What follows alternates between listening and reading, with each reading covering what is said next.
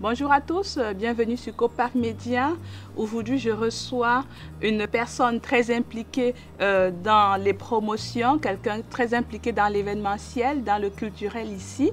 Il s'appelle Théo. Alors Théo, comment ça va? Je vais bien, Rosine. Bonjour et merci de me recevoir.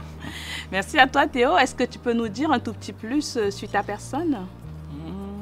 Sur ma personne. Je m'appelle Théodore Lewatt. C'est le nom usuel.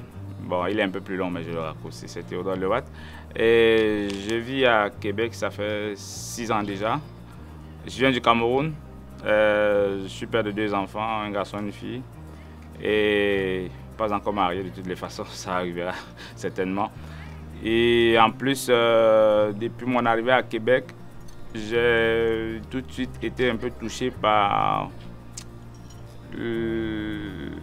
comment on dit, la vie et l'envie de promouvoir les cultures d'ailleurs à Québec. D'ailleurs, ça a été très vite un mariage avec des événements de la ville auxquels je me suis familiarisé.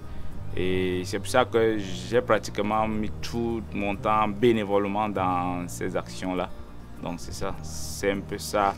Et entre-temps, je me donne à d'autres activités qui permettent de mieux m'approprier le milieu québécois. Merci Théo. Alors, tu organises des événements au Dolly's 1 fois ou 2 semaines, est ce que je comprends? Oui, en fait, c'est toujours dans la mouvance de promouvoir la culture. D'ailleurs, ici à Québec, je suis rentré dans cette activité. Au départ, je n'avais même pas l'idée de cela, mais c'est compte tenu du fait que passer 6 ans dans un événement comme le Monde au Carnaval, qui est très apprécié par les communautés, où elles ont l'occasion de faire valoir toute leur richesse culturelle.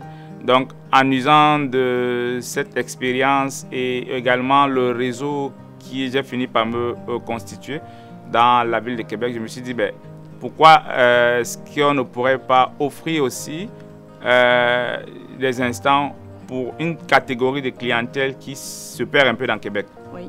C'est un peu ça, parce que c'est vraiment, je le fais, mais je le fais pour une clientèle adulte. Oui. Parce que à Québec, je pense que personne ne dira le contraire. Aujourd'hui, on arrive dans une situation où c'est plus les jeunes qui ont de l'espace ludique pour s'amuser. Oui. Mais les adultes, ça devient comme si c'est une contrainte à vie de devoir juste s'occuper. Mais il faut aussi penser à relaxer par moment. Et c'est dans cette intention-là que j'ai donc parti cet événement, de pouvoir au moins leur offrir aux 2 semaines un espace où ils peuvent venir se défouler aussi, se faire plaisir. On est des parents, mais on a aussi d'abord des enfants avant. Donc maintenant, on peut juste changer la façon de s'amuser. Tout à fait. Tu dis que tu as fait 6 ans avec le Monde au Carnaval. Oui. Est-ce que tu peux nous en dire un tout petit peu sur cette organisation? Bon, le Monde au Carnaval, en fait, c'est un événement culturel qui est parrainé, encadré par l'organisme collectif culturel Monde, dont je suis le secrétaire général en exercice. Donc, à mon arrivée à Québec, j'avais été sollicité par une collègue qui me proposait, dit, il y a un événement culturel qui est dans la ville, et puis est-ce que ça te ferait plaisir d'aller voir comment ça se passe et tout? Bon, j'ai pris contact avec la directrice tout de suite, et puis de fil en aiguille, on a bâti une bonne relation, et elle m'a demandé est-ce que je n'aimerais pas m'impliquer pour essayer de continuer de pousser le mouvement. Ben, moi, je l'ai accepté, et aujourd'hui, je pense que je ne regrette pas le temps que je mets, parce que c'est aussi une façon de s'épanouir, oui, en offrant le plaisir aux autres, parce que vous savez, les autres sont notre miroir. Et quand vous regardez le sourire que ça procure au monde, et en 3 jours, vous vous rendez compte que vous faites quand même des choses qui font du bien aux autres aussi. Oui. Donc, ça compte aussi pour moi-même, mon propre développement, mon épanouissement et la satisfaction de vivre avec les autres. Tout à fait, tout à fait. Parlant de vivre avec les autres, de vivre ensemble, pour toi, c'est quoi le vivre ensemble? Moi, quand on parle de vivre ensemble, bon, chacun peut faire son interprétation, mais moi, ce que j'entends dans vivre ensemble, c'est d'abord c'est communiquer, c'est partager, c'est s'apprécier mutuellement. Et pour quelqu'un qui veut vraiment matérialiser cette chose-là, c'est que quand vous avez la préoccupation de l'être humain, parce que à un moment, si on rentre dans les, comment on dit, dans les émotions, parce que les émotions sont les premières moutures du contact. Donc, quand on a des émotions, ça veut dire que soit on les reçoit, soit on les donne. Et effectivement, vivre ensemble, c'est être capable de savoir que l'autre a besoin de moi et que moi, j'ai besoin de l'autre. Et c'est cette interconnexion-là qui va permettre et favoriser une meilleure collaboration dans ces milieux qui est très divers.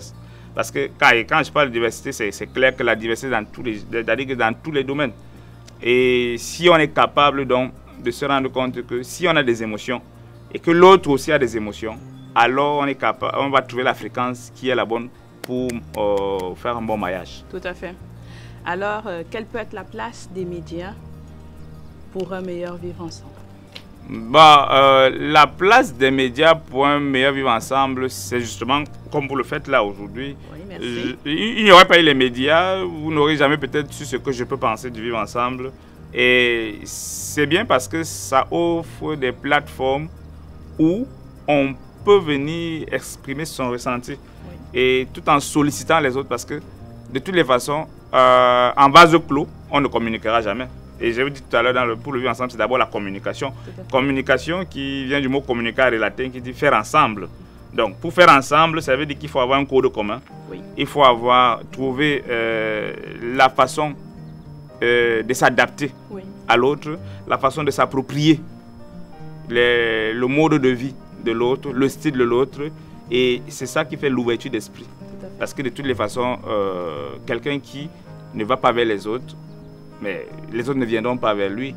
Donc il restera juste limité à ce qu'il a autour de lui. Il ne pourra pas comprendre tout ce qu'il perd. C'est comme une mer. Tout à fait. Il faut aller vers la mer pour découvrir l'immensité des richesses qu'elle comporte.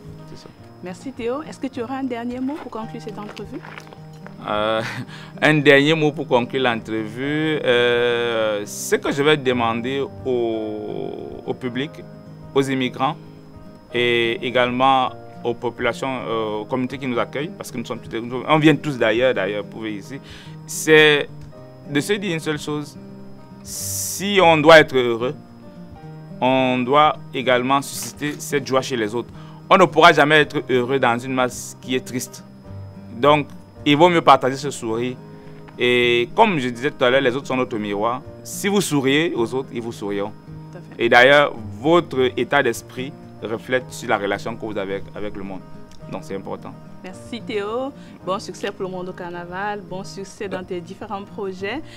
C'était Théo Lewatt au micro de Copac Média à l'émission En Solo. Alors je vous donne rendez-vous dimanche prochain pour une autre émission. Vous pouvez aussi nous suivre sur Twitter, sur Instagram et sur Facebook. Merci. Bonjour.